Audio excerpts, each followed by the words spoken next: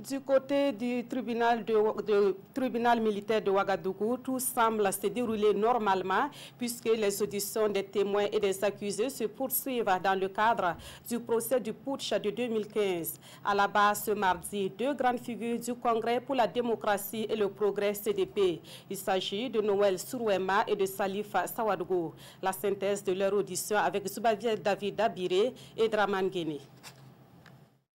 Noël Sourouema, membre du bureau politique du CDP cité comme témoin à la barre ce matin, et c'est Salif Sawadougou, deuxième vice-président du parti qui en fait les frais. Après sa prestation de serment, le sexagénaire, ancien fonctionnaire du ministère de la Communication, se prête aux questions du juge.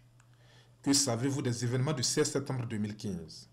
Selon le récit du témoin, c'est au cours d'une réunion au siège du parti avec des camarades qu'ils apprennent tous l'arrestation des autorités de la transition. Il rentre à son domicile. Et peu de temps après, Noël Sourouema dit avoir reçu un appel de Salif Sawadougou lui instruisant de convoquer tous les militants du Kadjogo pour une réunion dans la matinée du 17 septembre au rond-point des Martyrs. Il s'exécute et le lendemain, il s'y rend et assiste à une prise de bec entre des militants du CDP et des passants. Heurté par la scène, il dit avoir rebroussé chemin. Mais entre-temps, le domicile de Salif Diallo est saccagé par certains occupants du rond-point, précise le parquet militaire. Le 28 septembre 2015, Noël Sourouema est interpellé par la gendarmerie. La suite, c'est 4 jours de garde à vue et 1 an de détention à la maison d'arrêt de correction de Ouagadougou, soupire le témoin. Au cours de sa détention, poursuit-il, il dit avoir reçu la visite et un don de 200 000 francs CFA des députés de son parti, le CDP. En plus de cette somme, Salif Sawadougou lui remet particulièrement la somme de 500 000 francs CFA. Et après sa libération, Salif Sawadougou lui remet encore la somme de 200 000 francs CFA pour, dit-il, l'aider à accueillir les camarades du parti à son domicile.